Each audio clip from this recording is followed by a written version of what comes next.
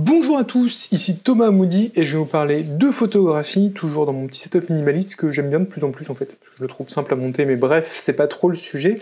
Aujourd'hui, on va parler d'exploration photographique. Alors, c'est une idée qui m'est venue de deux choses, une interview que j'ai fait sur la chaîne et un bouquin que j'ai lu, et c'est un concept que je trouve intéressant, donc j'ai envie de vous parler. Que vous soyez débutant ou plus avancé, je pense que ça peut être intéressant et ça peut remettre un peu notre pratique en perspective.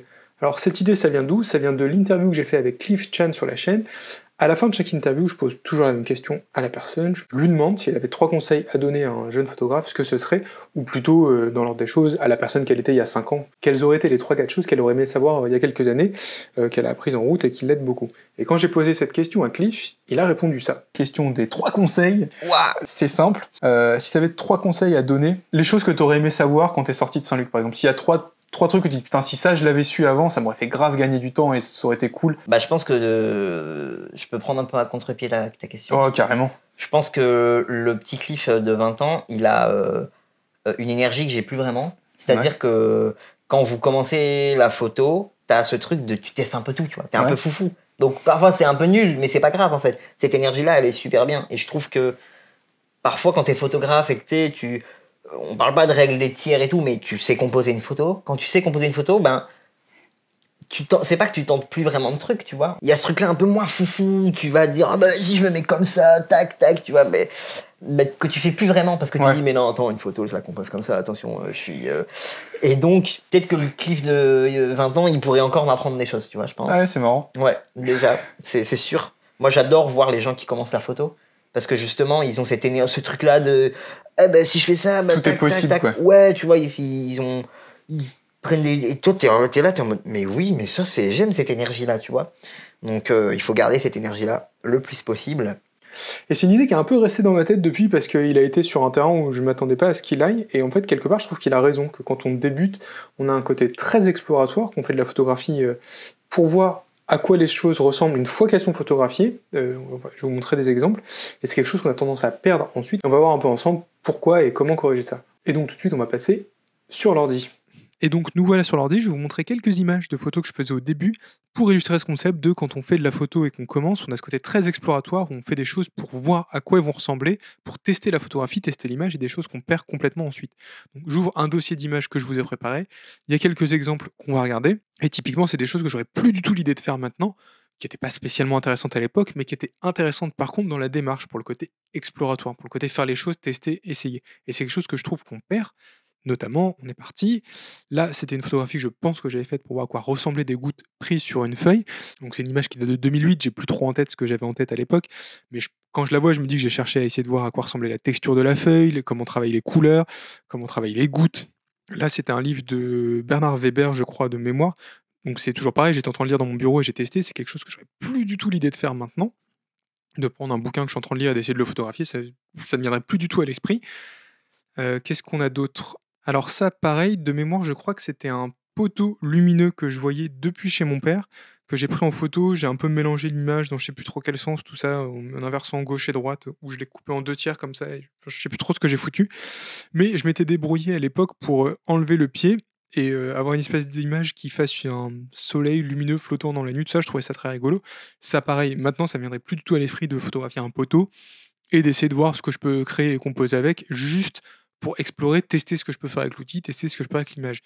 En fait, dans le temps, et on va en reparler, on a tendance à s'installer dans nos habitudes et à perdre ce côté-là et à se dire ok, ça je sais faire, ça c'est ce que j'aime faire, c'est ce que je veux faire, et à aller là-dedans et perdre ce côté où on cherche vraiment tout le temps. Pareil pour cette image, là c'est des photos de mes mains tout simplement, et j'avais testé avec une lumière de voir comment la lumière se répartissait sur les formes des doigts, sur les formes des plis de la main et compagnie. C'est un peu une étude, un peu un test, on pourrait dire comme ça. Pareil ici avec un briquet pour voir tout simplement comment ça rend sur une image. Alors là j'en ai une autre, je sais pas si c'est de la macro ou pas, je vous invite à voter en commentaire. Donc là pareil, c'est une autre image, c'est une image de tournesol où toujours on retrouve ce côté exploratoire de j'ai vu un tournesol, je crois que c'était rue du Gros à Rouen, parce que je reconnais les pavés, enfin la forme globalement des pavés, je crois que c'était à Rouen. On voit une fleur, on se dit tiens on va essayer de la photographier, voir comment elle rend en image, tout ça, même si c'est quelque chose qui est absolument inintéressant. Celle-là je pense que c'est une de mes préférées parce qu'elle illustre très très bien ça. C'était tout bêtement un bracelet d'une amie qui traînait sur mon bureau.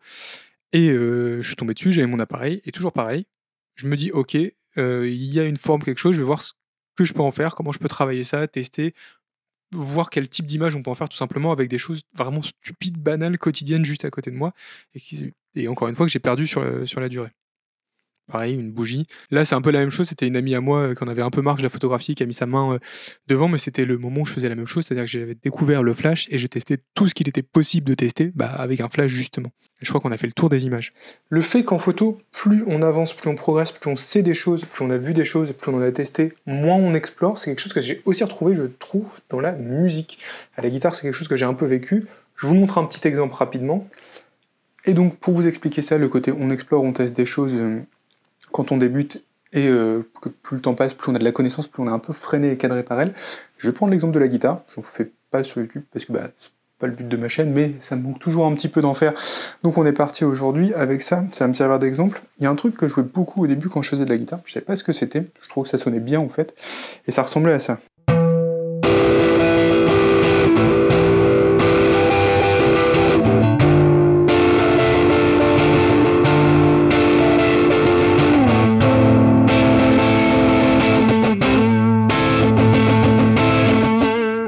Truc comme ça. Et donc, je trouvais que ça sonnait cool. Et avec le recul, et quand j'ai appris à mieux comprendre la technique, je me suis rendu compte que ça faisait un Mi mineur, Ré mineur, La mineur, qui sont 3 accords de la gamme de Do majeur, et que le reste, ça... Cette partie-là, c'était tout simplement de la pentatonique. Et donc, le problème, c'est qu'une fois qu'on sait ça, on le fait dans le temps, si on le joue toujours de la même façon, on perd un peu ce côté exploratoire. Et je trouve que c'est quelque chose qui a dans plusieurs arts, c'est pour ça que j'ai fait cette vidéo sur la photo, mais qu'on trouve aussi sur la guitare, et je trouvais que c'était un bon exemple pour vous montrer un peu ce truc-là, où finalement, après, on joue toujours les mêmes choses dans le même coin, en restant sur les mêmes notes.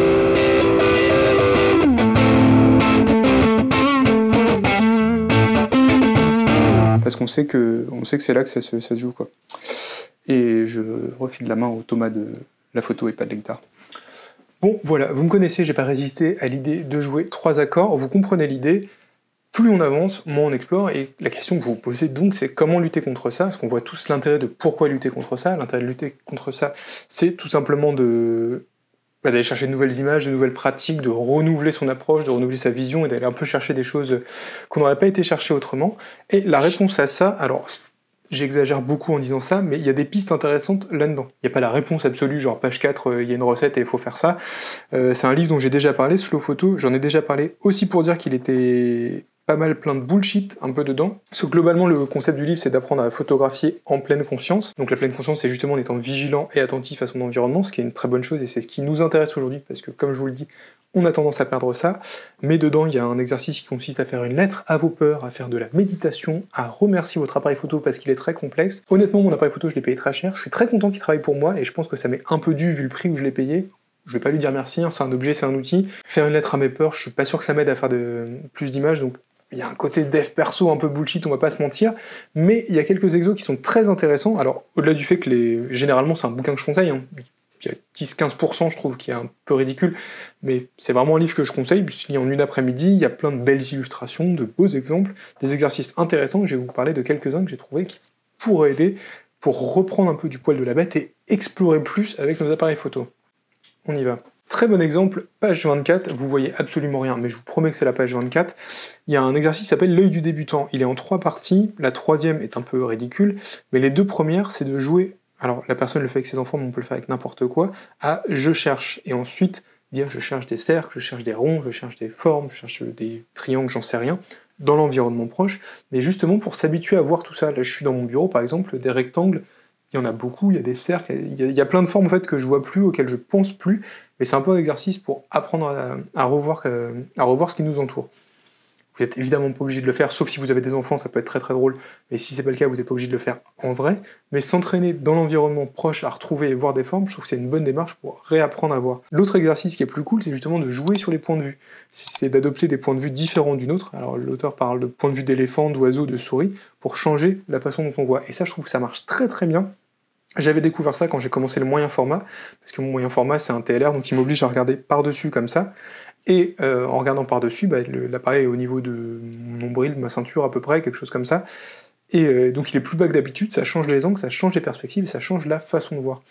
Pareil, j'ai acheté un grand angle pour tourner les vidéos, justement c'est celui-là que je tourne actuellement, je m'en sers un peu pour faire de la photo, mais j'ai fait plusieurs fois de la photo avec de nuit, en me servant d'un trépied, et en étant assez élevé, je sais pas pourquoi, je trouve que ça donne de la hauteur, peut-être que C'est lié à certains travaux de Gregory Crutzen où il fait ça un peu, il est sur des pieds, on voit des quartiers un peu élevés. Alors j'ai pas des grues pour m'aider, mais changer de perspective, ça marche bien aussi justement pour se forcer, parce que je pense qu'il y a besoin de se forcer, parce que naturellement on n'y arrive pas, et c'est quelque chose qu'on perd, ce côté exploratoire, ce que je vous disais, et il y a besoin un peu de se forcer, et pour ça, changer de point de vue, ça marche très très bien.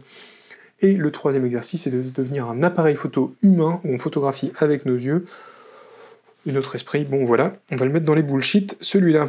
Exercice suivant, qui lui est vraiment pile dans le thème, ce serait la contemplation. Voilà, hop, page 32. C'est lié à cette photo de feuille de chou qu'on voit à peu près là d'Edward Weston.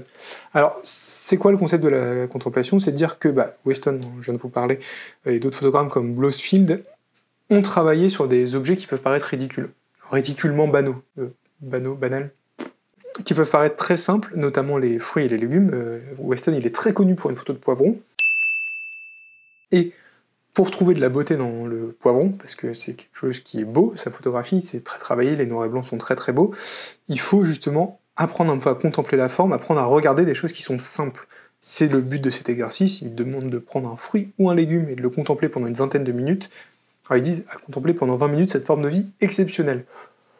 20 minutes, ça me paraît un peu long, déjà si vous y passez 3, ce sera très bien, et forme de vie exceptionnelle, c'est un légume, alors un fruit plus précisément, c'est un aparté complet, mais j'ai appris qu'on mangeait que 4 choses, des tiges, des feuilles, des fruits et des racines, donc les légumes ça n'existe pas. Bref. Au début l'exercice vous dit de ne pas prendre de photos, de toucher le sujet, de le caresser, de le regarder dans tous les sens, alors je sais pas si on va devenir de meilleurs photographes en caressant des poivrons, mais vous voyez l'idée, c'est de pas se jeter tout de suite avec son appareil dessus et de prendre un peu le temps de regarder l'objet, de voir comment la lumière se comporte avec, de voir la forme, de voir en le rapprochant, l'éloignant d'une source de lumière ça change et compagnie, mais justement d'explorer un peu et de réfléchir un peu à comment cet objet prend la lumière et existe physiquement dans le monde. Ensuite, la troisième étape, c'est de commencer à observer le sujet à travers l'appareil photo. Là, c'est une étape plus technique et on arrive à faire de la photographie, on s'approche de ce qu'on aime faire, mais ça arrive un peu plus tard dans l'exercice. Et enfin, ça ne pouvait pas terminer sans un peu de bullshit, ça nous invite à noter les pensées qui surgissent et qui pourraient nous distraire de notre contemplation.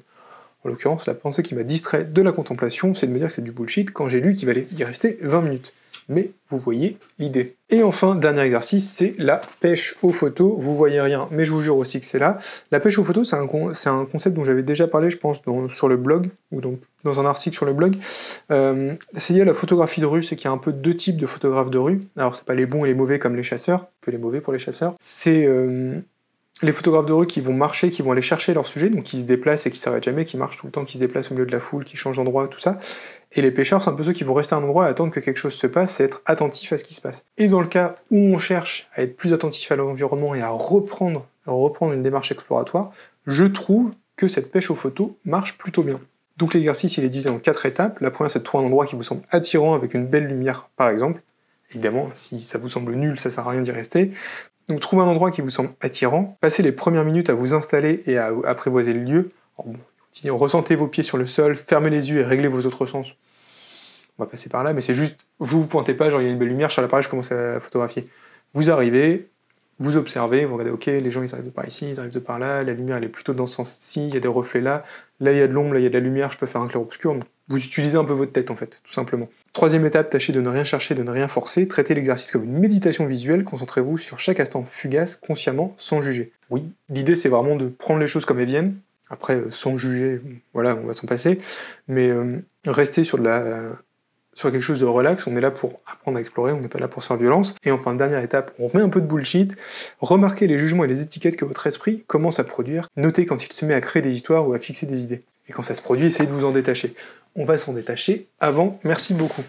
Alors, je traite ce bouquin avec un peu d'humour, je vous dis, c'est une lecture que je conseille, ça coûte 20 balles, je crois, quelque chose comme ça. Oui, ça coûte 20 balles, ça se lit en 1 heure, ça donne des idées, des exos pour justement réapprendre à voir et à retrouver la jeunesse dans le regard qu'on perd à force de pratiquer la photographie, donc en ça c'est vraiment quelque chose de très bien. Je le traite avec un peu d'humour parce qu'il y a des passages qui m'ont fait rire, mais c'est quand même plutôt une bonne lecture. J'ai trouvé des livres vachement plus nuls que ça. Et si en regardant cette vidéo vous voyez le problème dont je parle, ce côté perte de recherche au fil du temps de la pratique, que ça vous a déjà concerné et que vous l'avez surmonté, n'hésitez pas à filer des astuces sur comment vous avez fait... Comment vous vous êtes remis à explorer, ça peut être en travaillant en collectif, en vous imposant des exercices, en changeant de lieu, en changeant d'appareil photo, d'horaire de pratique, de moment, j'en sais rien.